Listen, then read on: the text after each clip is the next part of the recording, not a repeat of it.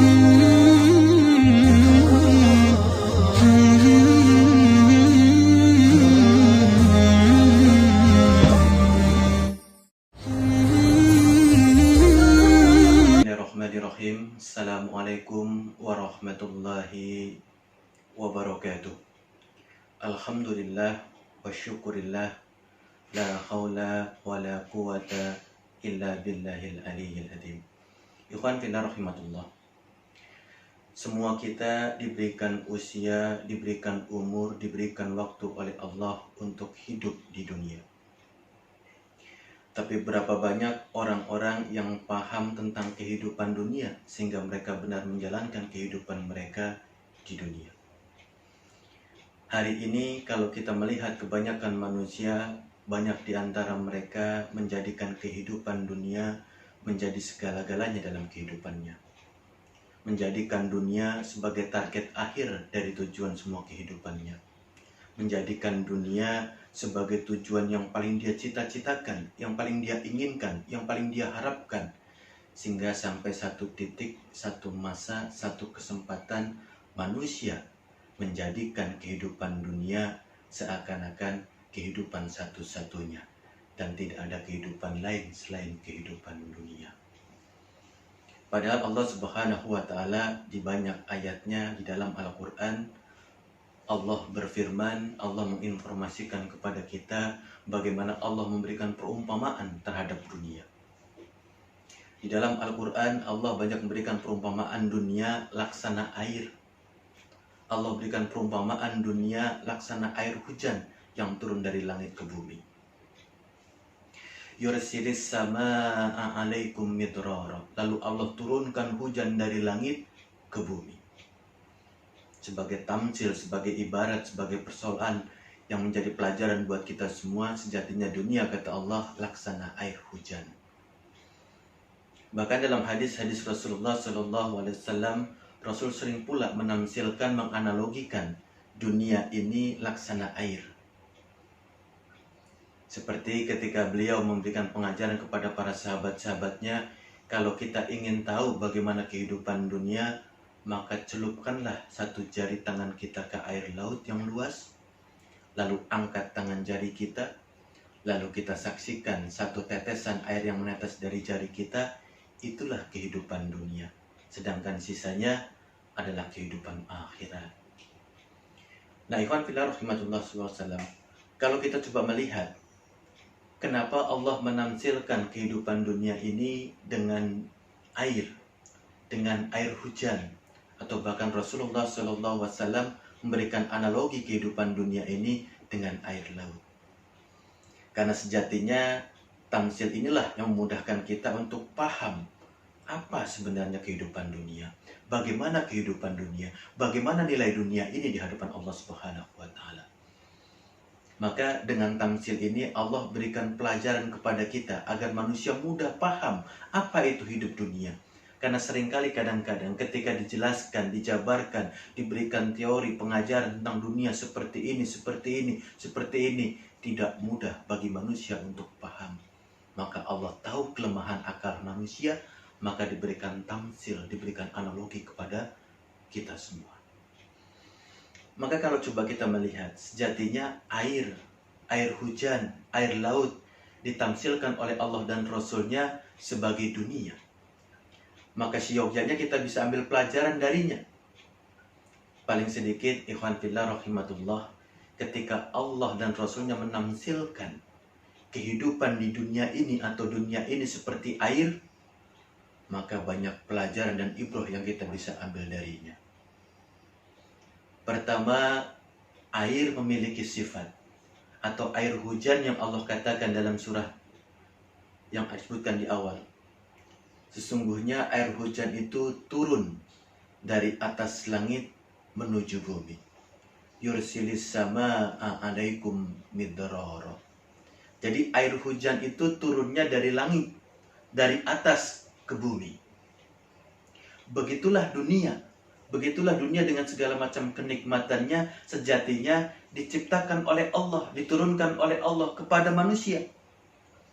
Maka kalau manusia ingin mencari dunia, ingin menjalankan kehidupan di dunia, maka tidak bisa, harus dikembalikan kepada Allah.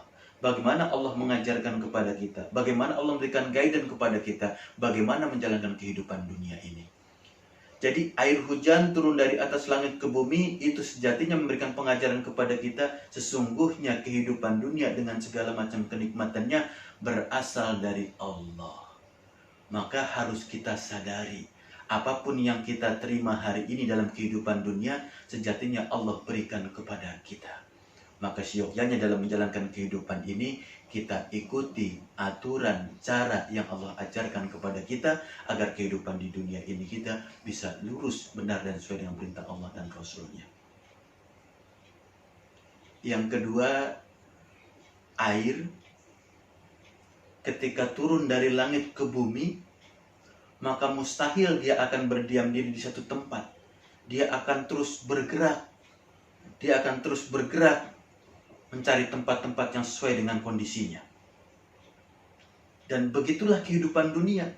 Dunia tidak statis, tidak diam. Dia bergerak sedemikian rupa sesuai sunatullah. Maka kadang kita dapatkan air, maka kadang pula kita dapatkan air. Kadang air ada, kadang air tidak ada. Begitulah kehidupan dunia. Dia silih berganti. Laksana roda kehidupan. Kadang kita di atas, kadang kita di bawah. Kadang kita mendapatkan kenikmatan, kadang kita mendapatkan ujian. Kadang kita mendapatkan kebaikan, kadang kita mendapatkan musibah. Itulah kehidupan dunia. Dia terus bergerak sedemikian rupa. Maka buat orang beriman, sadar betul hidup di dunia ini terus bergerak. Kenikmatan dunia terus bergerak. Ada saatnya dia bisa menikmati kehidupan dunia, ada saatnya dia tidak bisa menikmati kehidupan dunia. Karena mungkin sedang sakit, sedang kena musibah, dan seterusnya. Dia ridho karena ini ketetapan Allah. Jadi dunia senantiasa bergerak. Kehidupan senantiasa bergerak. Kadang kita dapat nikmat, kadang kita dapat musibah. Itulah kehidupan dunia.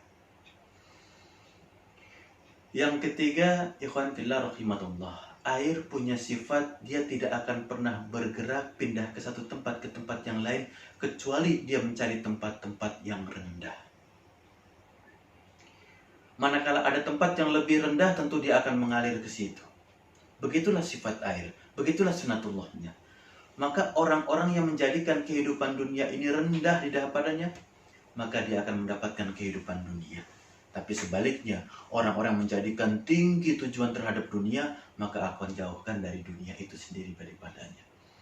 Maka orang-orang yang rendah hatinya akan mudah mendapatkan kehidupan dunia. Tapi orang-orang yang tinggi hatinya, Allah akan jauhkan dia dari kehidupan dunia. Maka ikhwan fillah rahimatullah, air akan bergerak ke tempat-tempat yang rendah. Maka rendahkan diri kita di hadapan Allah, maka dunia akan mengikuti kita. Dekatkan diri kita kepada Allah, maka dunia akan mendekati kita. Taatlah kita kepada Allah, maka dunia pun akan kita dapatkan. Tapi sebaliknya, kalau kita mengingkari Allah, kita punya sifat sombong, tinggi hati, maka dunia pun jauh dari diri kita. Apa maknanya? Bisa jadi Allah berikan harta yang banyak, bisa jadi Allah berikan kemewahan yang banyak, tapi harta itu, materi itu, kemewahan itu menjauhkan dia dari Allah. Nah, ikhwan fillah rahimatullah, air begitu banyak memberikan pelajaran kepada kita semua. Karena begitulah Allah ingin memberikan pelajaran kepada kita, apa hakikat dunia dan bagaimana menjalankan kehidupan dunia ini. Yang keempat, ikhwan fillah rahimatullah, air punya sifat basah atau membasahi. Kalau kita lihat genangan air, baik itu di sungai, di danau, di laut, andai kata kita coba masuk ke dalamnya, maka mustahil manusia masuk tanpa basah badannya. Apa maknanya? Begitulah kehidupan dunia. Kalau coba kita masuk ke dalamnya, maka hati-hati kita akan terfitnah olehnya. Makin dalam kita masuk ke dalam air itu, ke dalam kehidupan dunia itu, maka makin berat juga fitnah yang akan kita dapatkan. Begitulah kehidupan dunia. Dunia itu laksana fitnah bagi manusia. Barang siapa coba untuk masuk, mengambilnya, mendapatkannya, maka dia akan mendapatkan fitnah darinya. Makin dalam dia mencarinya, makin dalam dia menelusunya, makin dalam dia masuk ke dalam air, maka makin besar juga fitnah bagi manusia. Maka ikhwan fillah rahimatullah, hidup di dunia ini sejatinya hidup yang sesaat. Maka manfaatkan, optimalkan kehidupan dunia. Jangan sampai kita terfitnah oleh kehidupan dunia. Karena sejatinya dunia itu sebagai ladang kita untuk mencari bekal menghadap Allah Subhanahu wa taala. Allati khalaqal mauta wal hayata liyabluwakum ayyukum ahsanu amala. Sesungguhnya Allah menciptakan kehidupan dunia ini dan kematian di dunia ini tidak lain untuk menguji manusia siapa yang paling ahsan amalnya. Maka jadikan kehidupan dunia ini sebagai bekal kita mengumpulkan amal-amal yang baik, amal-amal yang soleh, ahsanu amala, sehingga menjadi bekal kita ketika menghadap Allah Subhanahu wa taala. Nah, ikhwan fillah rahimatullah. Sifat yang berikutnya dari air itu, yang kelima, air itu senantiasa menjadikan kondisi kita mendapatkan manfaat atau tidak mendapatkan manfaat tergantung bagaimana kadar dunia yang kita kejar. Air dengan kadar yang benar, dengan kadar yang cukup, maka akan memberikan manfaat buat kita. Bisa menyuburkan tanaman, bisa membersihkan rumah, bisa dijadikan minum. Kalau kadarnya benar, kalau kadarnya cukup, kalau kadarnya sesuai. Tapi sebaliknya, kalau air kita manfaatkan dengan kadar dan porsi yang berlebihan, bisa menjadi musibah buat kita semua. Bisa menjadi petaka buat kita semua. Air turun begitu banyak, begitu besar, begitu banyak, maka menjadi banjir buat kita, menjadi longsor buat kita. Tapi sebaliknya, kalau cukup buat kita, ala kadarnya, sekadarnya, seporsinya, maka insya Allah menjadikan manfaat buat kita. Maka begitulah kehidupan dunia. Ada porsi yang memang harus kita kejar dalam kehidupan dunia, tapi ada batasan-batasan juga yang harus kita tinggalkan dan jauhi agar kita terhindar dari fitnahnya. Karena sejatinya manusia ketika berinteraksi dengan dunia tidak akan pernah merasa cukup. Al-hakumut takasur hatta zurtumul maqabir. Bermegah-megahan dengan kehidupan dunia sampai kita lupa kalau kita akan dibumikan, dipendam di bawah tanah, akan kembali kepada Allah. Itulah sifat manusia. Maka kadar yang cukup, kadar yang baik menjadikan manusia bisa mendapatkan manfaat dari kehidupan dunia. Maka perhatikan dunia dengan kadarnya. Jangan berlebihan, jangan ambisi untuk mengejar dunia. Karena dunia akan menjadi fitnah buat kita semua. Yang keenam, ikhwan fillah rahimatullah, sejatinya ketika air diturunkan oleh Allah dari langit ke bumi, maka nanti dia akan bisa berkurang, bahkan dia hilang.